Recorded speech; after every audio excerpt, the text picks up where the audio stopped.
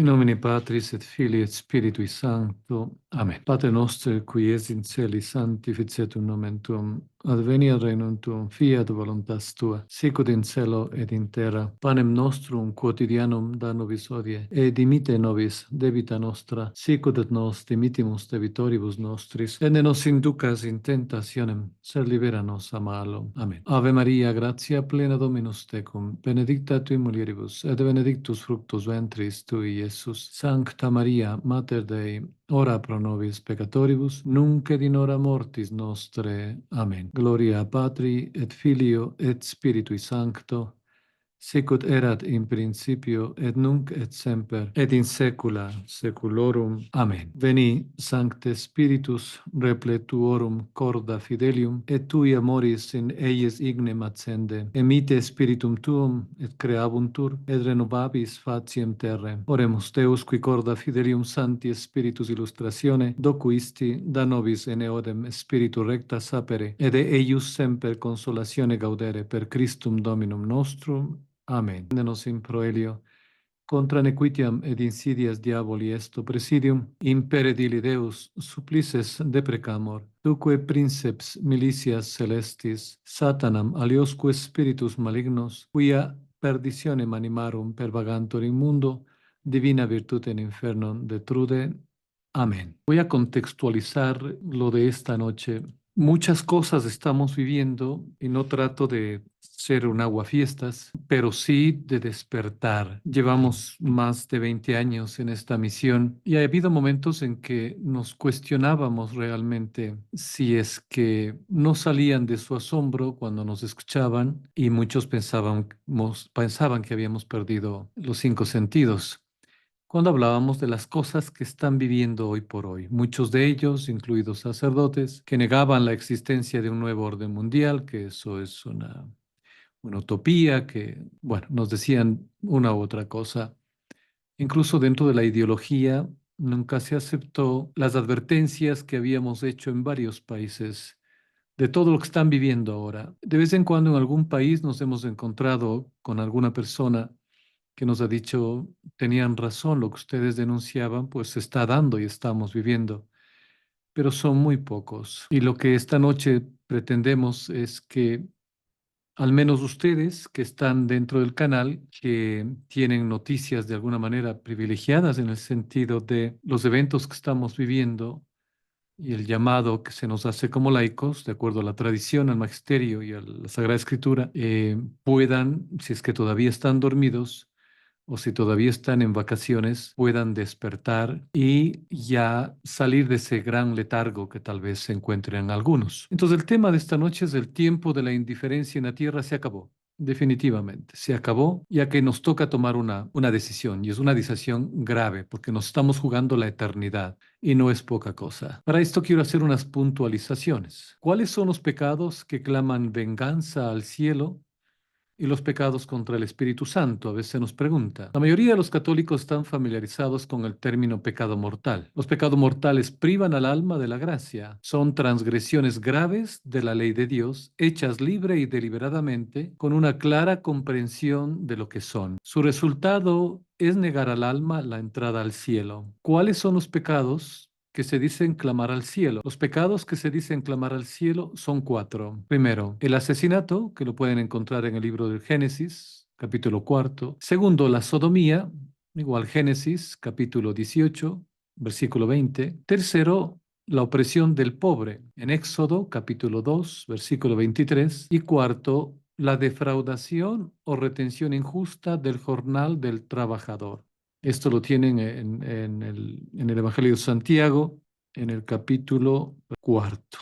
Bien. ¿Por qué se dice que estos pecados claman al cielo? Dícese que estos pecados claman al cielo porque lo dice el Espíritu Santo y porque su iniquidad es tan grave y manifiesta que provoca a Dios a castigarlos con los más severos castigos. Dicho esto, ¿cuántos son los pecados contra el Espíritu Santo? Los pecados contra el Espíritu Santo son 6. Primero, la desesperación de salvarse. Segundo, la presunción de salvarse sin merecimientos.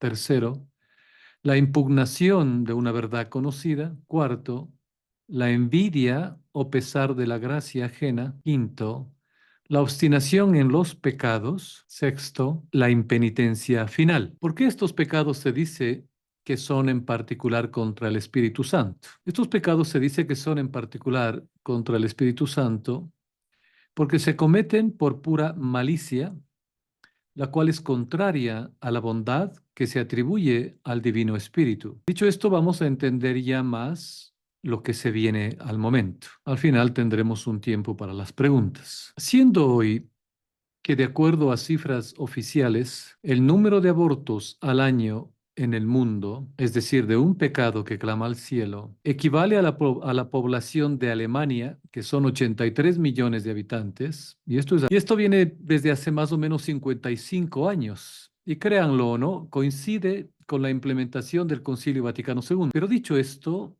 y aquí pónganme atención, por favor, tal vez esta frase va a escandalizar a alguno, pero aún no apaguen el computador. Permítame explicarme.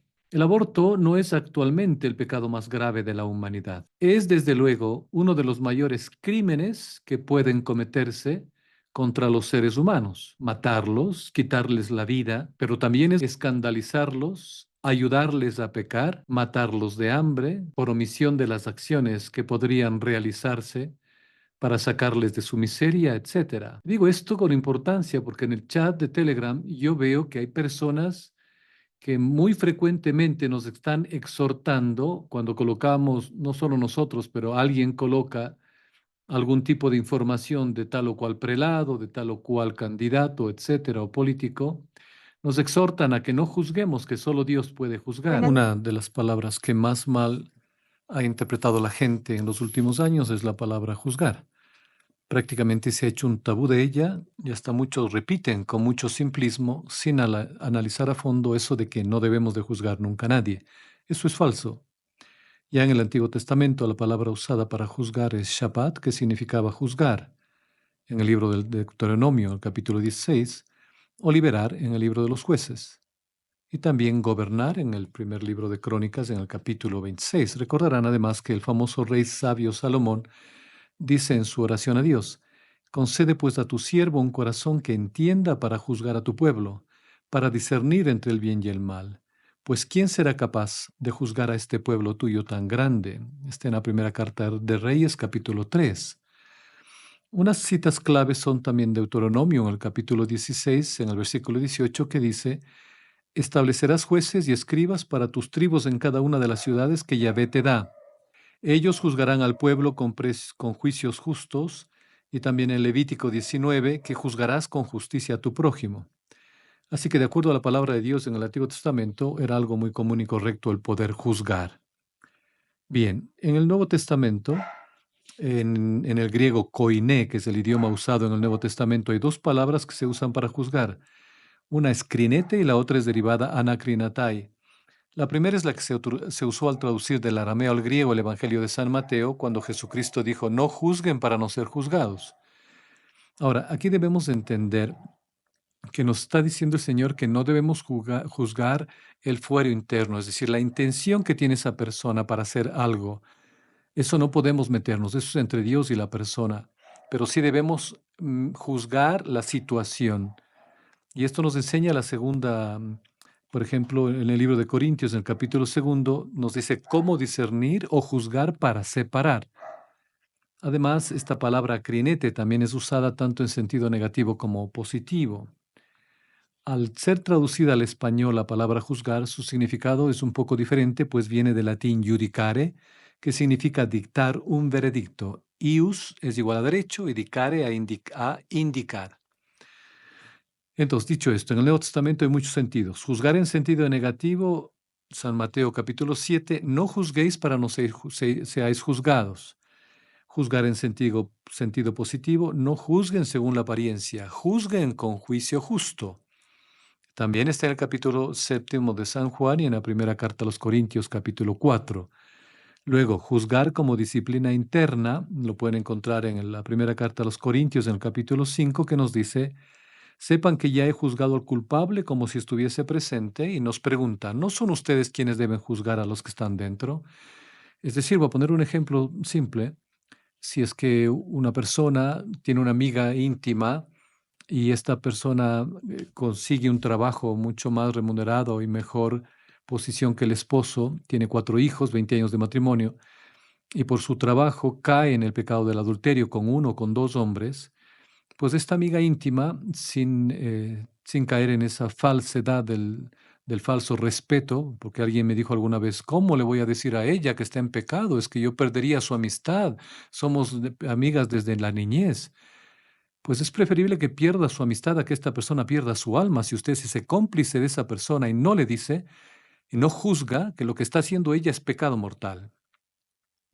No se pide que juzguemos del por qué lo hace. Ahí sí sería meterse en el fuero interno, es decir, tú te metes con este hombre o con estos hombres porque te gusta el sexo o porque te gusta el dinero o lo que te dan.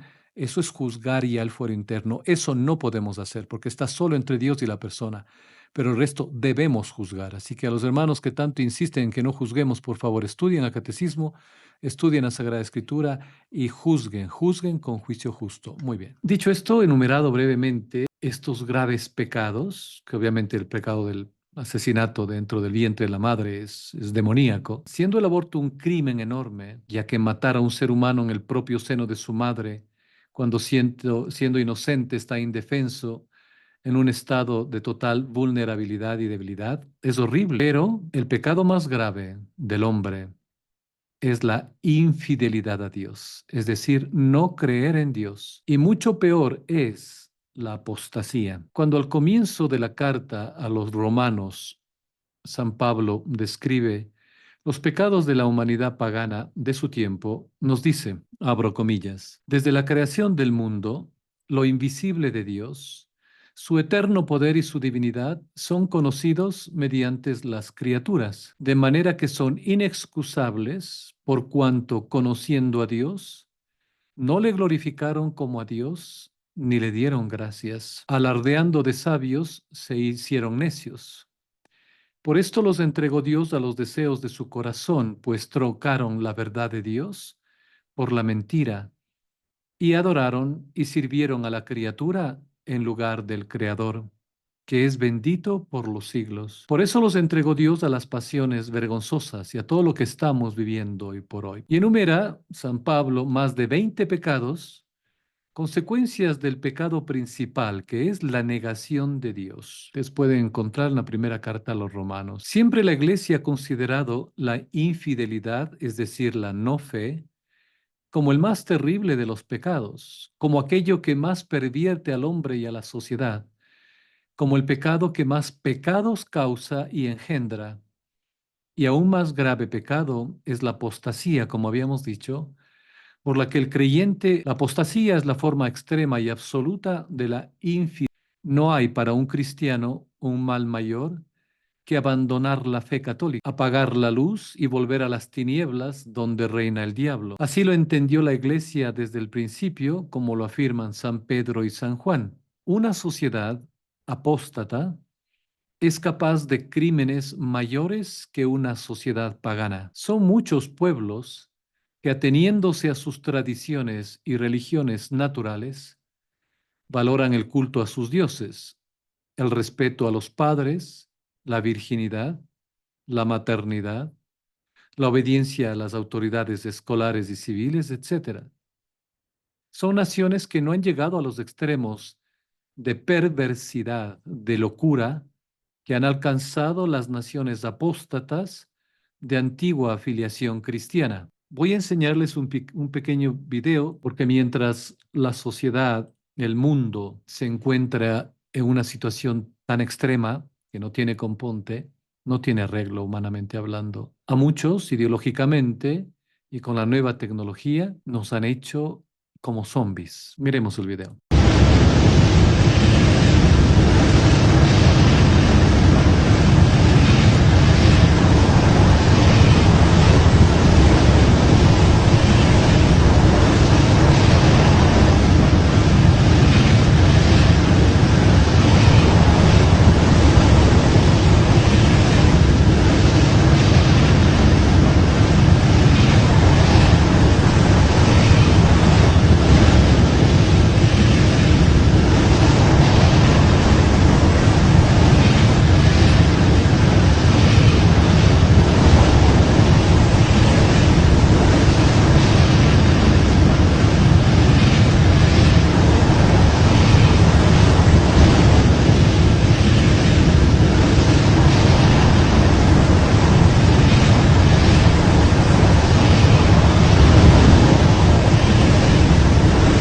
Entonces, mientras el mundo, muy pronto ya no será mundo, se están dando horrores extremos, como lo que acabamos de decir, el derecho al aborto, el derecho a cualquier aberración, y es más financiado por ustedes mismos, por los contribuyentes. Otras cosas como el matrimonio entre personas del mismo sexo, equiparado al matrimonio natural, el adiestramiento estatal para la rebeldía y la fornicación, también financiado por los contribuyentes. Y vamos a ver que una sociedad apóstata es diabólica.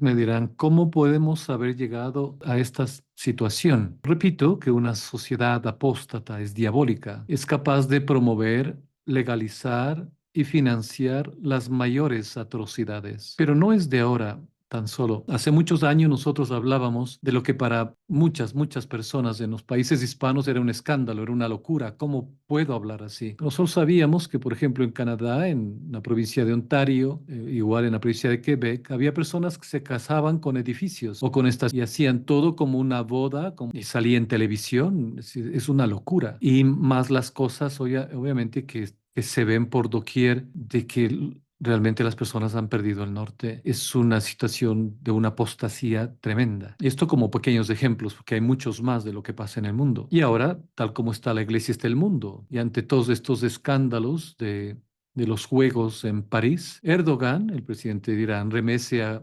Jorge Mario Bergoglio sobre la última cena gay en las Olimpiadas y con él hay un gran silencio, un silencio ensordecedor e inexplicable sobre la blasfema y repugnante ceremonia de inauguración. Sin embargo, en un artículo periodístico que salió esta noticia, se hace referencia del apoyo de Jorge Mario Bergoglio al evento de los católicos LGBT organizado por el sacerdote jesuita James Martin. Así está nuestra plaza. Y ni siquiera es una protesta que al menos nos haga notar de la grave ofensa que se ha hecho a Dios. Porque no importa que ha herido a los cristianos, ¿quiénes somos nosotros para herirnos? La grave ofensa es la ofensa hacia Dios. Dios uno y trino, la Santísima Trinidad. Y de la totalidad de obispos y cardenales en el mundo, ni siquiera el 1% se ha pronunciado. Dicho esto, abundan hoy por hoy las ideologías y el mundo que está en un pleito continuo, particularmente por lo que tiene que ver por la ideología de género, particularmente y con mucha pena los jóvenes, no se preguntan, o muchos no nos hemos preguntado, ¿quién ha liderado este movimiento desde el inicio y quién ha contribuido no solo a legalizarlo, sino a promoverlo intensamente en el mundo entero vía el poder corporativo y financiero? Pero para que no me acusen a mí de cualquier fobia, vamos a escucharles a los que conocen más que yo, a los que han hecho todo esto de la ideología de género. I am Jewish and proud because Jews have always done what's right. We've led the fight for gay rights.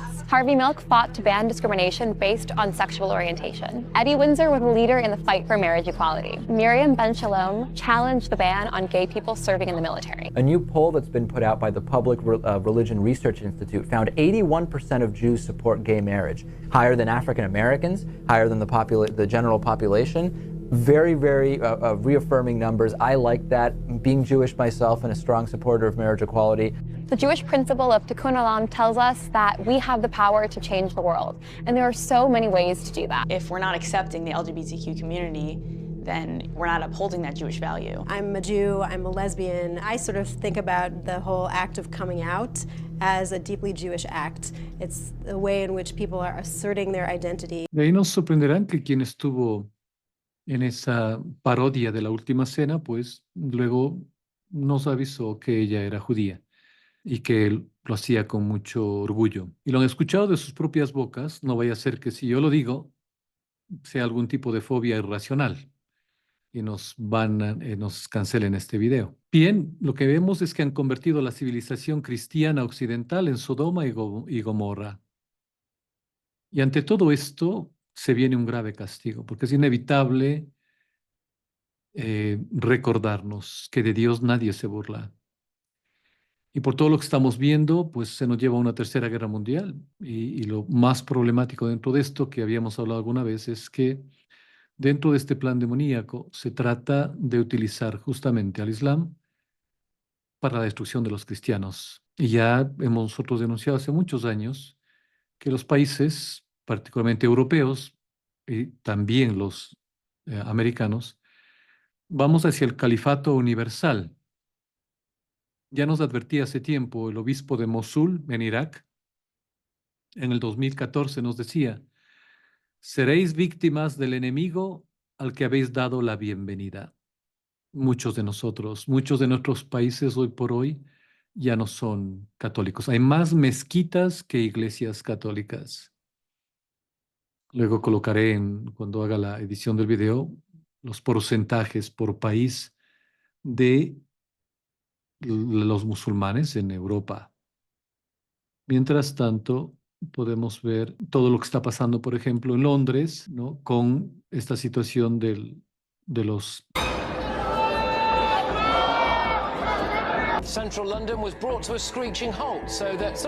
A ellos, pues a los musulmanes no les hacen mucho problema, pero a los que tratan de ser patriotas los están despedazando en Londres, en el Reino Unido. Aquí no hay problema, son escoltados por la policía. Mientras los niños que fueron asesinados claman venganza, ¿no?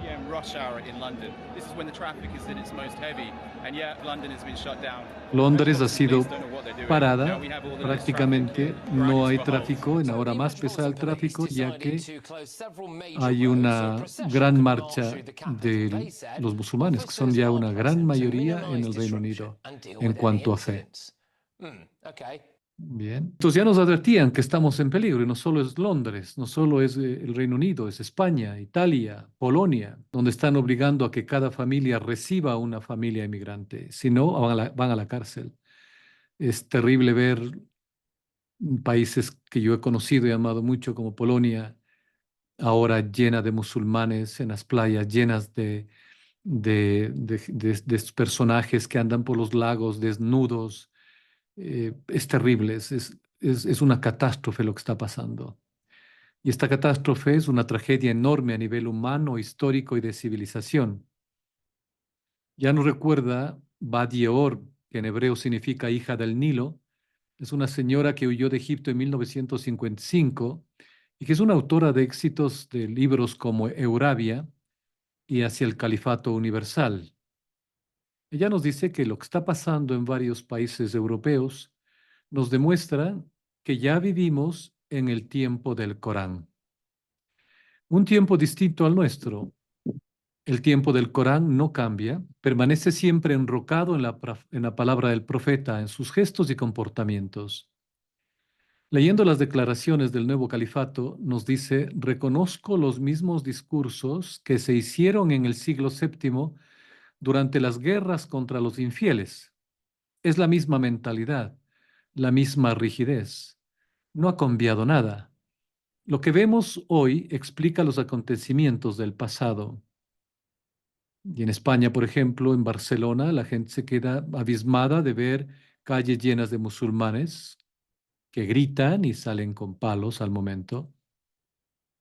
Y esta autora, Badier, nos recuerda que de todo esto hay masacres por las conquistas del terror que hacía huir a pueblos enteros de los saqueos, de la ley de la dimitud y de todos esos procesos de islamización que se ha examinado a lo largo de la historia, particularmente en ese libro de ella, el declive de la civilización cristiana a favor del Islam. El tema es una condición teológica, política y jurídica vinculada inexorablemente a la opresión y a la persecución de los infieles, que somos nosotros. Ella dice que ha demostrado que no existía esa tolerancia de la que alardeaban los poderes políticos europeos, obedientes a la Organización para la Cooperación Islámica. Son muchos los motivos, añade, que explican la sumisión de las comunidades cristianas. Uno de ellos es, naturalmente, el miedo, la vulnerabilidad. Está también el trauma de 13 siglos de masacres y terror. Pero no se debe olvidar, nos dice ella, que a lo largo del siglo XX, estas comunidades fueron abandonadas por los países europeos.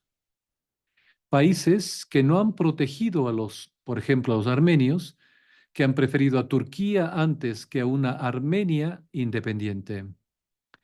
Y lo mismo vale para los griegos masacrados por los turcos. Los países europeos no querían proteger a los cristianos, querían utilizarlos y están así. Ya lo decía Merkel de Alemania, que para el 2025 Alemania, y algo que es terrorífico también, el saber que el 45% del ejército ruso es musulmán. Veían en ellos un instrumento para modernizar y occidentalizar la mentalidad musulmana, la sociedad del Islam. Basta pensar en lo que sucedió entre 1950 y 1980, cuando Europa quería construir con los cristianos de Oriente un puente hacia los países musulmanes y árabes, y luchaba contra los nacionalismos de los cristianos. Europa decía que la buena integración de los cristianos, de los países cristianos como España, Italia, en la sociedad musulmana era la prueba de la corrección de su política de fusión con el mundo árabe. Era ni más ni menos que la fundación de lo que hoy estamos viendo, de la Eurabia, de la inmigración en masa. Y si no, veamos este pequeño video de París 2024 de una periodista canadiense que estuvo justo en estos famosos episodios de París y ella se queda asombrada. Ella es de Quebec, pertenece a un Rebel News en Ontario y ella estuvo en París y ella se queda asombrada. Miremos. And I want you to see what I saw today. You will not believe it. It's kind of shocking.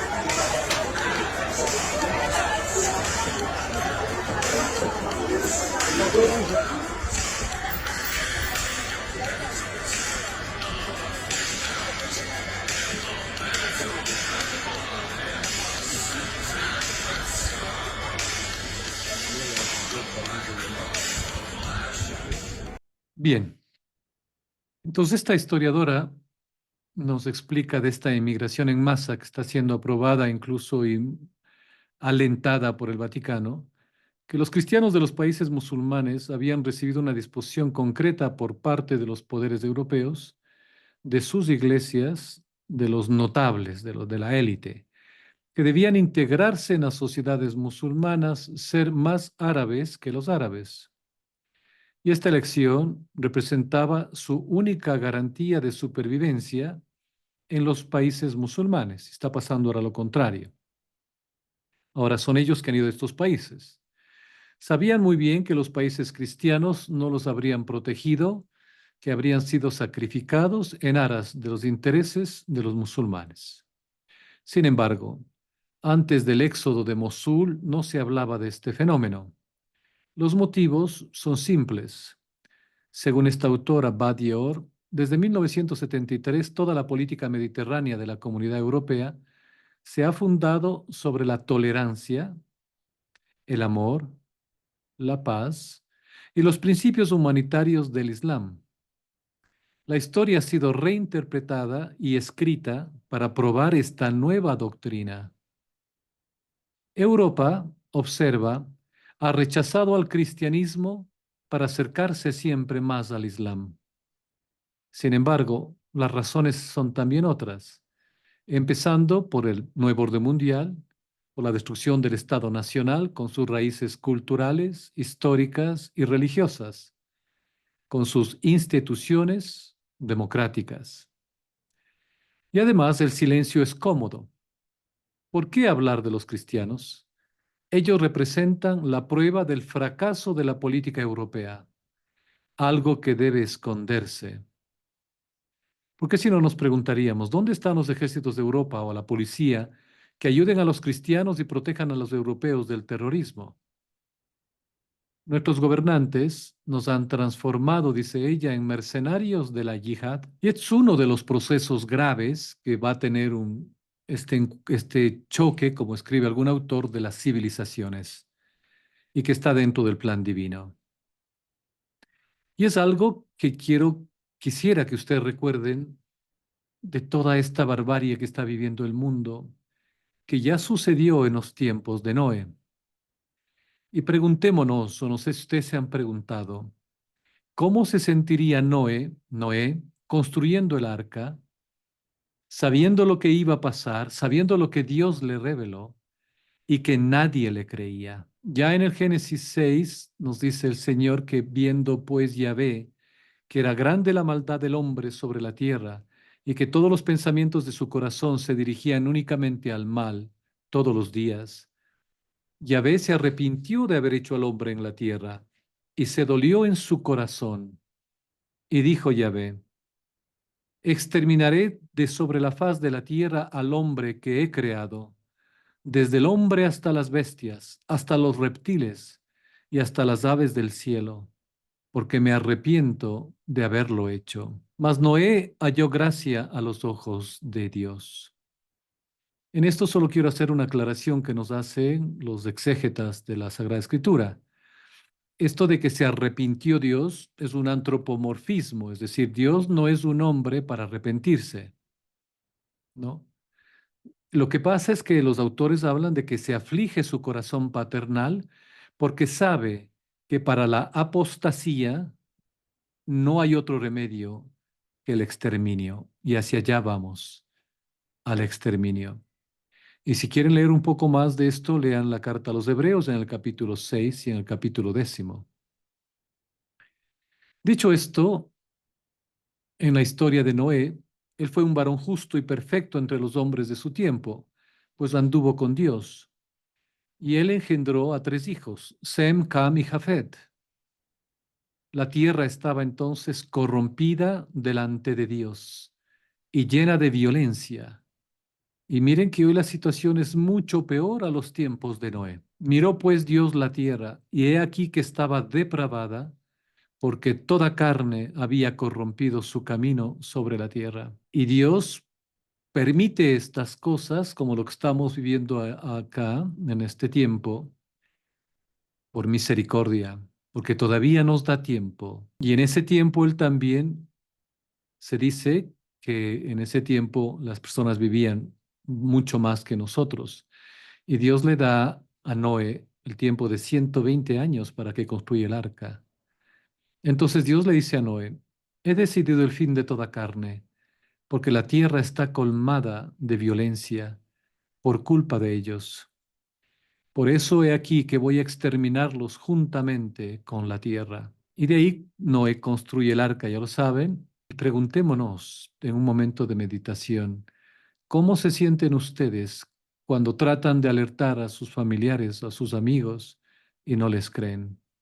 ¿Cómo estaría Noé construyendo esa arca y recibiendo mofas, burlas día a día por 120 años? Algo similar le pasó al profeta Jeremías cuando avisaba que iba a ser este pueblo infiel, cautivo de Babilonia, y que su rey sería apresado, no moriría, pero moriría toda su familia, y que si no se rendía el pueblo de Israel, iban obviamente a ser acabados y tomados prisioneros en Babilonia. Y eso pasó. Otra de las cosas es la Revolución Francesa, que nos han querido recordar aquí en estos famosos juegos. Pero quiero que recordemos un poco de historia.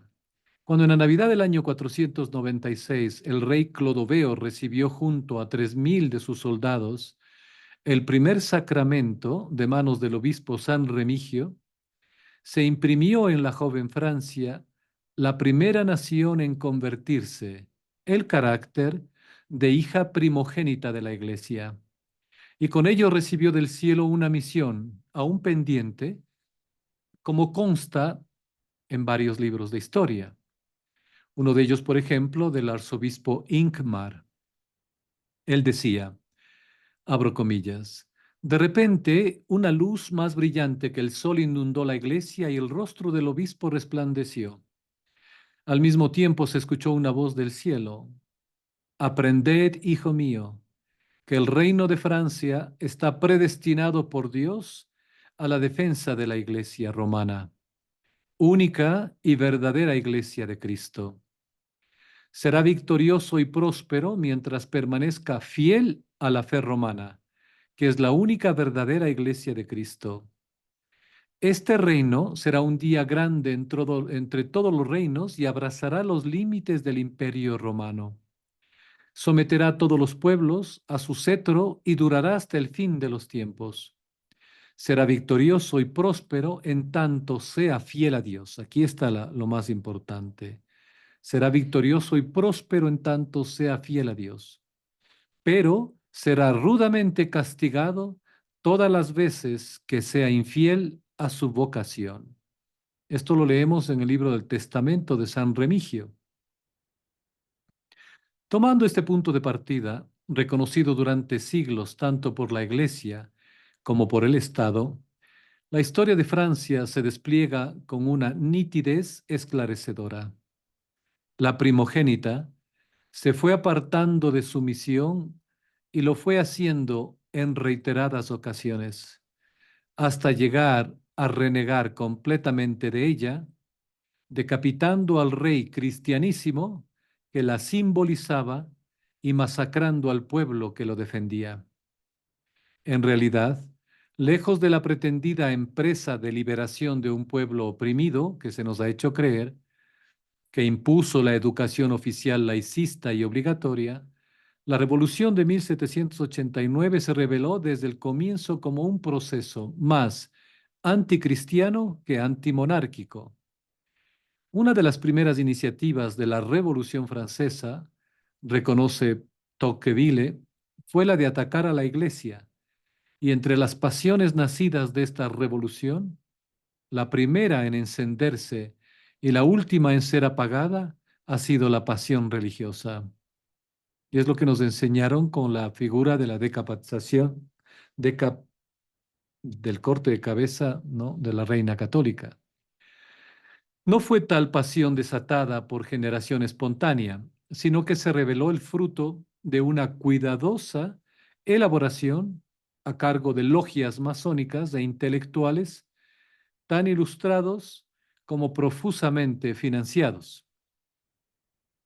Antes de que la guillotina de Robespierre tronchara cabezas, la guillotina de papel de los ideólogos se encargó de ir secando los cerebros y oscureciendo en las almas de la dirigencia política e incluso clerical todo sentido sobrenatural. Y estamos en una situación similar. Antes del terror revolucionario existió una larga preparación que un autor dio en llamar la Guerra de los 100 años de las sociedades secretas contra la Iglesia. Durante ese siglo mal llamado de las luces, que en realidad era un apagón de 100 años, no al decir, por ejemplo, de un autor Ignacio Anzoátegui, los vagos ensueños iniciales de las utopías fueron progresivamente dejando lugar a la violencia verbal de los sectarios que propugnaban lisa y llanamente la liquidación de la Iglesia en Francia y la persecución sin cuartel contra sus miembros. Y les voy a recordar lo que nos decía Voltaire, ese gran masón Illuminati, abro comillas: aplastad a la infame, estrangulad al último jesuita con las tripas del último jansenista. Hasta ahí lo que decía Voltaire. Pues recordemos lo que nos decía San Juan Bosco. París, París, en vez de amarte con el nombre del Señor, de armarte con el nombre del Señor, te rodeas de casas de inmoralidad. Estas serán destrozadas por ti misma. Tu ídolo será reducido a cenizas para que se cumpla. Mentita es iniquitas sibi. La iniquidad se engañó a sí misma. Tus enemigos te pondrán en aprietos, te traerán el hambre, el terror y la abominación de las naciones. Mas ay de ti si no reconocieras la mano que te golpea. Quiero castigar la inmoralidad, el abandono, el desprecio de mi ley, dice el Señor. Hasta aquí de los escritos de San Juan Bosco. Hay un sacerdote, padre Eduardo Hayen, que me ha gustado lo que él colocó en esta red X. Dice, la reina decapitada, una de las escenas que más llamaron la atención en el aquelarre de la ceremonia inaugural de los Juegos Olímpicos, París 2024, fue la aparición de la reina María Antonieta decapitada cantando el estribillo Zairá, Zairá, una canción posterior a la Revolución Francesa en la que se pedía el linchamiento de la nobleza y del clero. Ya quiero hacer un paréntesis nada más, porque para aquellos que siguen los mensajes de la Santísima Virgen María del Buen Suceso, mejor dicho, no mensajes, las profecías, ella dijo, aunque algunos creen que eso ya se dio, yo no lo creo así todavía, que en este siglo, particularmente en el país del Ecuador, se llegará a ver sangre hasta los tobillos y las cabezas de los prelados colgando en varios postes en el centro de Quito. Eso es lo que nos querían dar a notar con el decapitar con la cabeza de María Antonieta. Sigo con el texto del padre.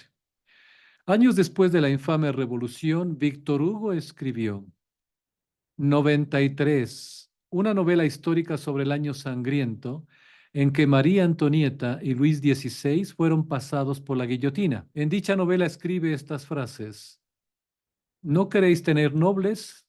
Pues bien, no los tendréis, pero vestíos de luto por su carencia, porque ya no poseeréis paladines ni héroes. Despedíos de las grandezas antiguas. Como sois un pueblo degradado, tendréis que sufrir la violencia que se llama invasión. Si volviese a Larico, no hallará un Clodoveo que se le oponga. Si volviese a Abderramán, no encontrará un Carlos Martel que le corte el paso. Adelante, continuad vuestra obra, sed hombres nuevos, empequeñeceos, matad a los reyes, a los nobles, a los sacerdotes, destruid, arruinad, destrozad las máximas antiguas, pisotead el trono, patead el altar, confundid a Dios, que ese es vuestro objetivo. Sois traidores y cobardes, incapaces de sacrificio y de abnegación. La grotesca escena de la reina decapitada es la propuesta para desaparecer toda forma de gobierno monárquico, pues la monarquía está relacionada con el gobierno de Dios. Mientras que las escenas de la parodia a la última cena de Da Vinci y de burla a Jesucristo son la propuesta de una sociedad sin cristianismo y la deconstrucción del hombre. En una palabra, hay que destruir todo lo divino y lo santo. Francia ha terminado su antigua grandeza. El que fue un país maravilloso de grandes santos, reyes, escritores, arquitectos y músicos, hoy es, 235 años después de su revolución, un pueblo degradado e invadido por otras culturas.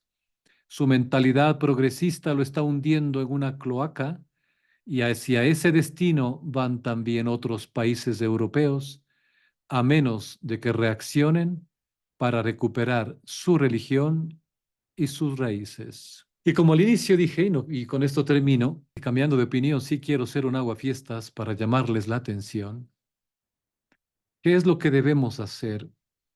Y esto es un poco de lo que hay en el mundo. Pues San Pablo nos dice en la primera carta a los Corintios que cada cual persevere en el estado en que fue llamado. Fuiste llamando siendo esclavo, no te dé cuidado. Antes bien saca provecho de eso, aun cuando pudieses hacerte libre. Porque el que fue llamado en el Señor siendo esclavo, liberto es del Señor. Así también el que fue llamado siendo libre, esclavo es de Cristo. Comprados habéis sido por un precio grande. No os hagáis esclavos de los hombres. Hermanos, cada uno permanezca ante Dios en la condición en que fue llamado. Y solo hagamos una aclaración de esto, ¿qué es ese precio grande? Pues esto es, con la preciosísima sangre de Jesucristo, nos ha, nos ha hecho libres. Por Él somos libres, por Jesucristo. Y nuestro espíritu no puede ser esclavo de nadie. Por lo tanto, lo recuerda San Pablo, no importa a qué condición social pertenezcáis. Lo que quiero decir, hermanos, es esto. El tiempo es limitado. Y lo digo con una seriedad. Es limitado. Ya no tenemos tiempo para la indiferencia. Sería desastroso. Resta pues seguir los consejos del apóstol. Que los que tienen mujeres vivan como si no las tuviesen. Y los que lloran como si no llorasen. Y los que se regocijan como si no se regocijasen. Y los que compran como si no poseyesen, y los que usan del mundo como si no lo usasen, porque la apariencia de este mundo pasa. Mi deseo es que viváis sin preocupaciones. ¿Qué significa limitado para el apóstol? El griego usa una expresión náutica que significa cargar las velas. Según se observa en la exégesis, es para señalar que no podemos contar con largo tiempo, que estamos próximos a zarpar, lo cual es doblemente cierto por la brevedad e incertidumbre de nuestra vida y por lo que se está dando en el momento actual en el mundo, que nos enseña el eventual retorno de nuestro Señor en cualquier momento. Muy pronto, y esto pongan atención, ya no dormiremos cuánto, dónde y cómo nos plazca. Ya no comeremos lo que deseamos, cuándo y cuánto queremos. Ya no habrá diversiones a las que podamos asistir. Todo empezará muy breve y empezará no como algunos se imaginan, que primero un evento, luego otro, luego la caída de la bolsa, luego la caída del sistema financiero, luego el microchip, luego esto, luego la guerra, luego la aparición. Sería fabuloso de un cuento de hadas que así suceda. Mi parecer, por lo que he estudiado, por lo que he vivido en la misión, es que todo se dará en un instante que nadie lo piense. Todo empezará a escasear y luego ya no habrá. Así que hermanos, terminemos. Este es el momento de actuar en libertad y no porque ya nos tocó vivirlo, como nos enseñan los santos. Es imprescindible dar la vida por Cristo y su iglesia gratuitamente, antes que escondernos y que nos lleven a la fuerza. Y nos tocará pasar lo mismo que si lo hubiéramos hecho por amor a Dios. Pero en este caso sería contrario, ya que no lo queríamos, porque tratábamos de conservar nuestra vida, nuestras posesiones, todo lo que teníamos. Bien, necesitamos, y Dios necesita, de un grupo de personas que estén dispuestas a ayunar, a hacer penitencia, a unirse a vigilias de oración, pero por un mismo objetivo, ya que no basta, como ahora, que hemos estado luchando muchos Davíes en contra de varios Goliaths, cada quien por su lado, en su grupo y por sus intereses. Debemos hacerlo todo en cor unum et anima una, en un solo corazón y en una sola alma. La fidelidad del hombre a Dios, lejos de ser un favor que a Él le hacemos, es un favor, el más grande, que recibimos de Él. La apariencia de este mundo pasa, queridos hermanos. El cristiano pleno, en vez de ser pues el tipo de hombre satisfecho, casi prosaico, según se lo imagina el mundo al verlo oír de sus oropeles, es el grande y audaz aventurero, que se juega el todo por el todo frente a lo infinito. Él ve que las bellezas temporales, según la carne, producen emociones intensas y que lo espiritual no es emotivo sino tranquilo. Pero él sabe que aquello que es apariencia y que esto es la verdad, porque las cosas que se ven son transitorias, mas las que no se ven son eternas. Entonces, al ver que todo esto es una apariencia, una escena como en el teatro, este hombre no se resigna a poner todo su destino en tan poca cosa, porque es ambicioso y quiere a Dios, quiere la eternidad. Y entonces no tarda en descubrir que la realidad está escondida en el misterio y que ese misterio es todo de amor, como el mismo Dios, por lo cual, sin el amor, no podemos entender nada. Y cuando este hombre se entrega del todo al amor, es decir, a la felicidad de ser amado, y empieza a sentirse satisfecho, tanto en su corazón como en su mente, y a medida que va hallando la sabiduría, va haciéndose cada día más pequeño delante de Dios, como un niñito de pecho, y comprueba, alborozado, cómo es que el Padre muestra a los pequeños esas cosas que oculta a los que los hombres llaman sabios. En ese momento de la historia estamos. Dios necesita de hombres y mujeres que quieran ser todo de Dios. Bien, queridos hermanos, hasta ahí les molesto con esta reflexión. Si hay algunas preguntas, por favor, iniciemos. Genial, Carlitos, y gracias por la charla de hoy. Gracias Creo por que haber llegado. sí, un poco complicado siempre, ya sabe, entre la logística y los Así vuelos, es. pero bueno, aquí estamos, Muy bien. a orden del ejército. Zoraida va a hacer una pregunta, no sé si quiere preferiblemente usar el micrófono o si prefiere escribirla como prefiera. Le vamos a dar unos minutos para que... Buenas noches, gracias Santiago. Gracias, profesor Carlos. Solamente quería preguntar algo. Desde la semana pasada que hemos tenido noticias sobre lo que está sucediendo en Israel y todos los países en torno, esa ya es la guerra que se habla, creo que en Daniel, de, ¿cómo es que se llama? Que tiene dos nombres. De Gog y Magog. Tiene, sí, señor, gracias. Perdón, ¿me repite para yo aprender? De Gog y Magog. De Gog y Magog. Gracias. Ahí puede ser el inicio. Según algunos autores, ahí todo va a empezar ahí. Así que estamos viendo cada día más cerca, eh, porque del otro lado está Magog, Rusia, que va a intervenir obviamente para defender a quien ha atacado a Israel. Así que creemos que se inicia todo esto muy pronto y por esto este llamado a la reflexión que he hecho esta noche. Ya no hay tiempo. No hay tiempo para la desidia, no es deicidio, perdón, para la sedia. La sedia es el demonio del mediodía. Es un pecado grave que muy pocos católicos conocen, ya que es la pereza, si se puede llamar así, pereza espiritual, el no querer compenetrarnos en nuestra fe. Así que estamos en estos eventos, a mi parecer, y lo que he leído, y tenemos que estar a la expectativa de lo que va pasando nada más, no poniendo mucha atención, pero sí con la seriedad del caso, porque estas no son cosas simples de lo que es, de las amenazas y todo lo que está pasando en el medio, en el Oriente Medio. Perdón. Bueno, y la otra pregunta que tengo es, ¿se han empezado a iniciar, digamos, como pequeños conflictos en diferentes países? Yo estoy en Colombia, Venezuela está muy complejo, pero nosotros no estamos menos. Aquí se está gestando exactamente lo mismo, pero vamos en un proceso lento, entre comillas. ¿Dónde es aquí, En perdón? Europa, en Colombia, Ah, yo ok. vivo en Colombia. Ujú.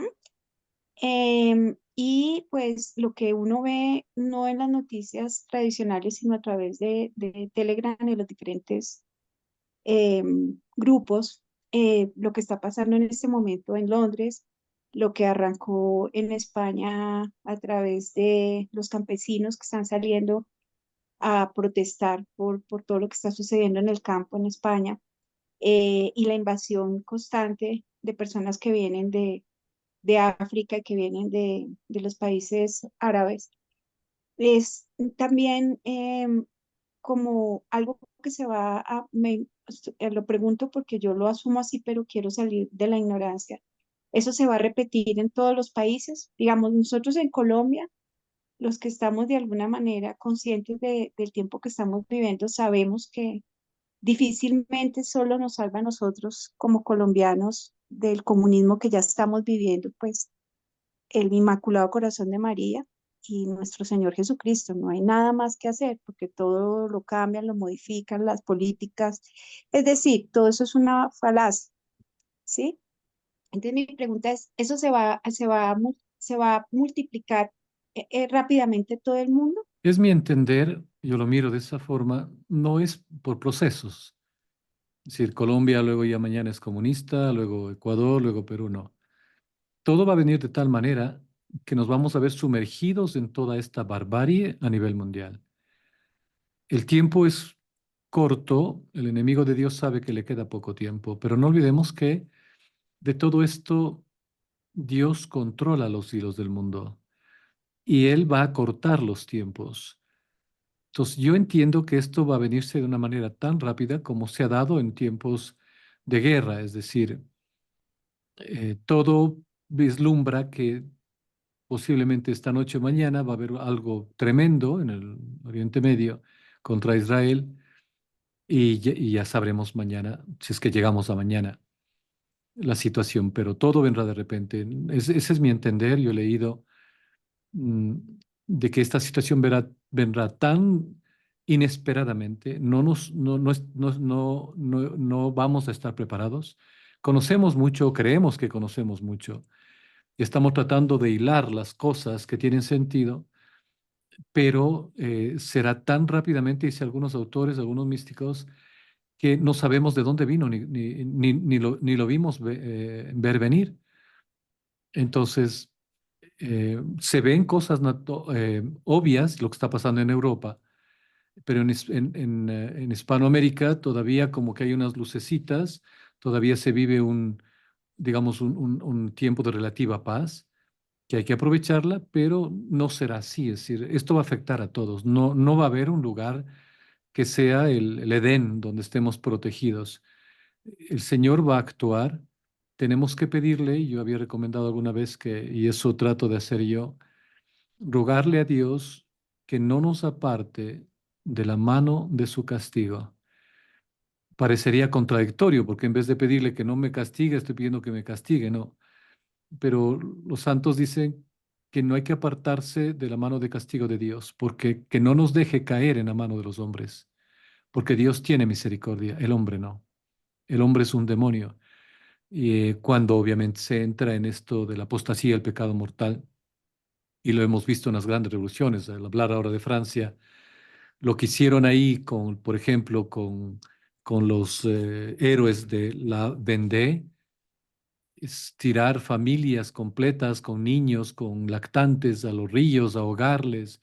Lo que hicieron en Polonia con tantos católicos, sacerdotes de la élite de universidades, gente pensante que les sacaban el corazón, a los niños les colgaban clavados la lengua en los árboles. Es decir, no se puede uno imaginar. No estamos peleando contra hombres hechos a la imagen y semejanza de Dios. Así que es de esperar que Dios va a cortar, porque esa es su promesa, va a cortar el tiempo, porque si no lo hace, incluso dice, los escogidos, los elegidos, pues podrán perecer. Así que necesitamos tomar acción, ya no podemos estar dormidos. Parece que seguimos en la playa, salimos de vacaciones, estamos planeando las próximas vacaciones por acá, las compras de Miami. Esto no tiene que ver con personas que trabajan, pero otros están viviendo en un mundo realmente paralelo al nuestro.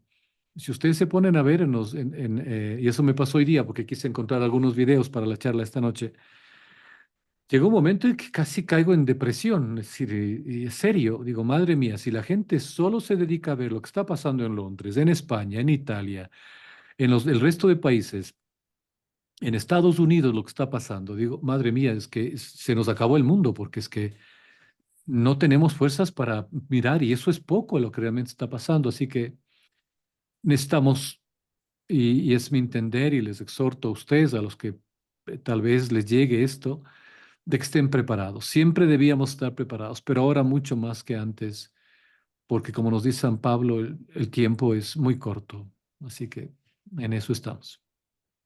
Y ya no molesto más. ¿Me podría repetir? Uno puede pedirle en oración a nuestro Señor Jesucristo que haga su justicia sobre nosotros. ¿Eso fue lo No, que no, entendí? que no nos ¿No? aparte de la mano Ah, de su justicia, que no nos aparte de la mano su justicia. porque es preferible Claro. caer en la justicia de Dios que caer en la de los hombres. Y me quedó clarísimo con la explicación. Lo que usted dice es, si uno lee la historia, realmente es lo Es mejor que le podría espantoso, pasar a uno. Sí. así es. Sí, entonces, que no nos alejemos de su justicia. Ujú. Que en sí, que no Gracias, nos aparte de la mano de su justicia, así es. gracias. Ya lo Y en todo escribí. momento oremos por el mundo entero y por nuestras almas. Amén. Sí, Ana, anímese debemos a orar. hacer anímese a hacer la pregunta directamente o si quiere escríbala. Mientras Ana se anima, Carlitos, em, ¿cómo nos podemos organizar esta preparación? Es complicado esperar que en nuestras ciudades se invite a ello. La mayor parte de personas está en una ceguera total. Hay que dejar la indiferencia y actuar. ¿Cómo nos podemos organizar a esta Miren, preparación? Nos todo, dice él.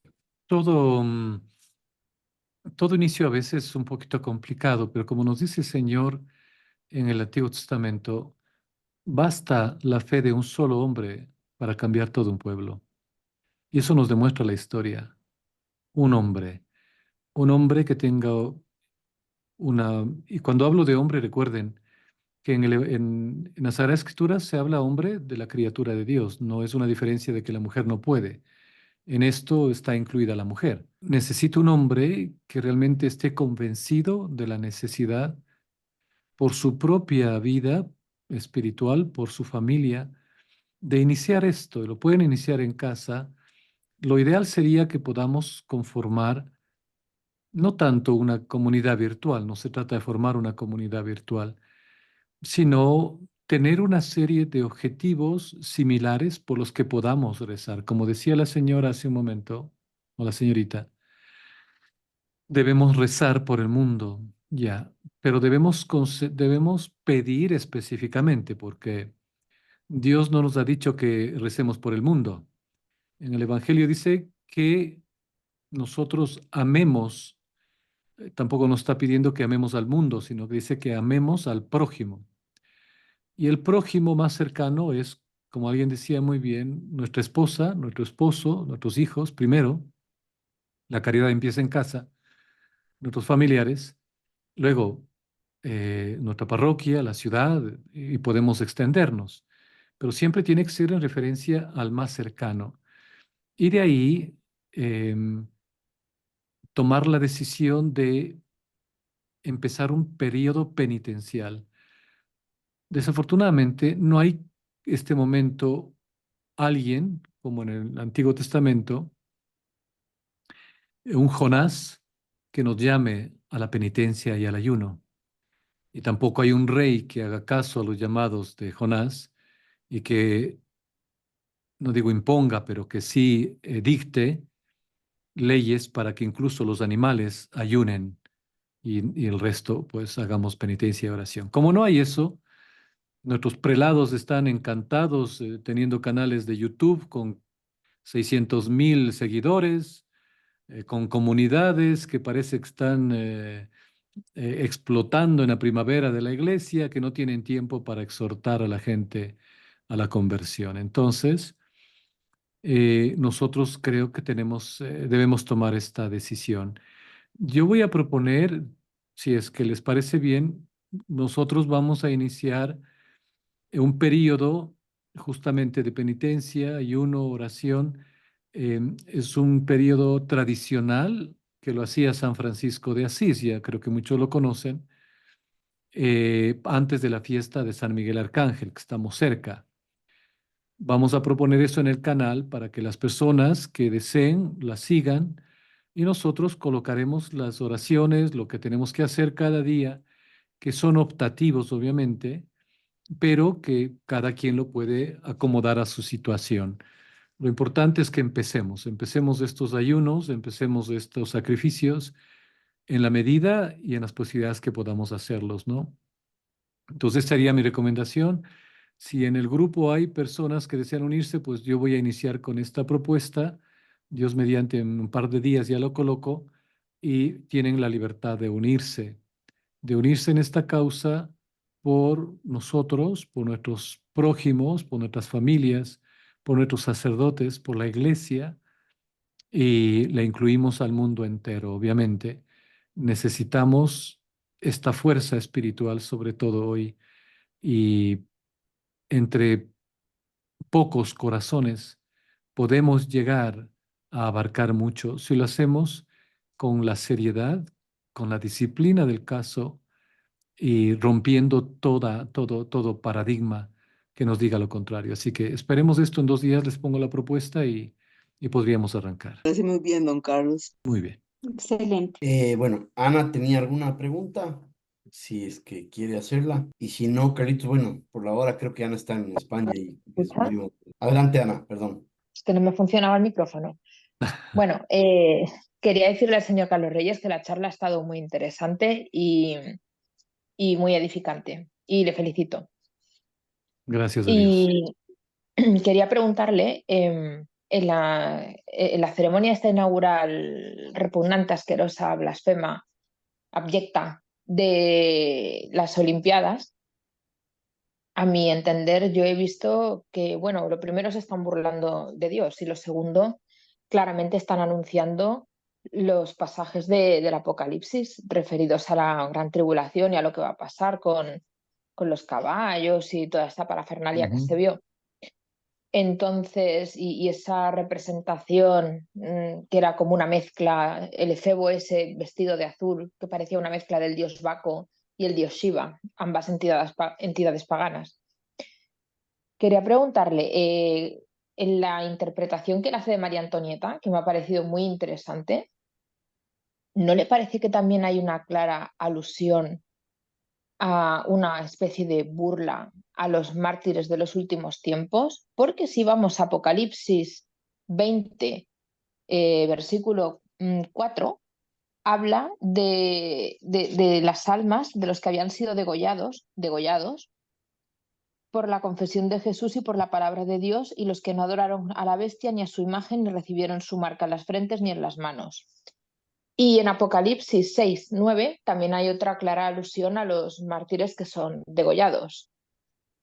Entonces, ¿no le parece como que se están un poco regocijando en el tormento y en el martirio que le van a infligir a esos futuros mártires? Yo creo como usted, pero yo creo que les di tantas buenas noticias esta noche que no quería dar otra más. Que ya hablé en algún programa al respecto. Miren, esto sucede como los Simpson, ¿no? Que mucha gente cree ingenuamente que ellos tienen alguna bolita de cristal y miran el futuro y nos dicen lo que va a pasar. Nada que ver con eso. Es decir, están dentro de todos los programadores de todas estas escenas. Y es lo mismo, lo han hecho históricamente, lo están haciendo ahora con más cizaña, decirnos de lo que vamos a morir, en pocas palabras. Entonces sí, es una alusión a eso, algunos autores lo han visto. Decir, prepárate, porque lo que lo hicieron, yo creo que en el programa que hice yo el lunes anterior hablé un poco de ello. Nos están avisando lo que van a hacer, que ya lo hicieron. Es decir, ellos no van a parar ante nada para acabar con el cristianismo, porque es un odio infernal que tienen. Entonces sí, por eso les decía, prepárense. Y incluso el cardenal Burke mencionaba que tenemos que estar preparados al martirio.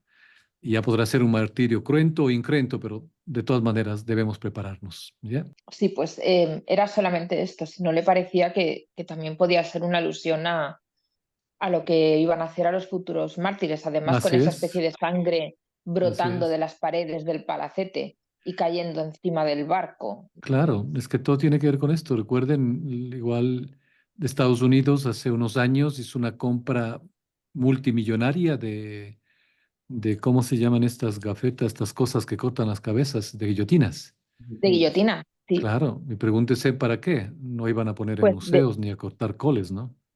hablando de guillotinas, la marca de ropa Chanel ha diseñado una guillotina con la marca Chanel, que uno se puede preguntar, ¿y qué pinta una firma de ropa diseñando Claro. guillotinas? Así es. Bueno, pues aquí está.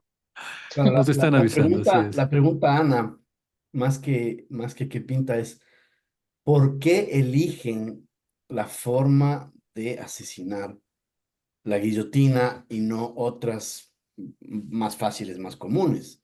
Y esa Porque es, porque en la Biblia está dicho en Apocalipsis que los mártires serán degollados. sí, pero si nos actualizamos ahorita en el tiempo de hoy, ¿qué es lo que ganas tú guillotinando a alguien? Porque la Biblia se escribe en el pasado, pero cuenta los hechos del presente. Y la razón por la cual es tan satánica, la razón por la cual a una persona le guillotinan es porque con eso tú puedes hacer una cosecha de órganos luego. Es lo más satánico que hay. Sí, sí, claro, por supuesto, eso luego, lo que luego ellos hagan con esos cuerpos, ese ya es otro tema. Sí, sí, claro. No nos imaginamos así, y es mejor no imaginarse. Y a la final, recuerden que lo que hagan con el cuerpo no tiene importancia, porque al final nosotros estamos con Dios y Él no va a dejar que ni siquiera un cabello solo de nuestra cabeza falte. Así que lo que hagan después poca importancia tiene. Sí, Es totalmente. para Y bueno, animarlos, ¿no? esa era la pregunta y muchas gracias. Por nada, gracias por hacerla y por aclarar esto. Bien, entonces, Santi, creo que hemos topado temas bastante álgidos esta noche. No pierdan la esperanza, por favor. El llamado es más a la acción. Ya no podemos ser católicos medio dormidos. Se nos está acabando el tiempo. ¿Y qué es lo que vamos a presentar en nuestra subida al cielo, nuestro encuentro con Jesús? ¿Qué es lo que vamos a decir? ¿Que tuvimos miedo y nos escondimos o que no teníamos tiempo, que es que esperábamos para el 2029 ahí prepararnos? No, es ahora, hermanos. Hoy fortalezcámonos espiritualmente porque las cosas están bastante serias, muy feas, pero Dios tiene el control, así que ánimo. Dice, levantad la cabeza porque la hora de vuestra liberación se acerca. Así que bendito sea Dios. Gracias, Santi, por haberme acompañado, por habernos acompañado a todos. Que tenga una hermosa estadía donde esté. Y Gracias, pues Carlos. oremos unos por otros y Dios quiera que pronto nos encontremos. ¿Ya? Amén. Gracias, Carlitos, y gracias a Amén. todos. Muchas gracias a ustedes.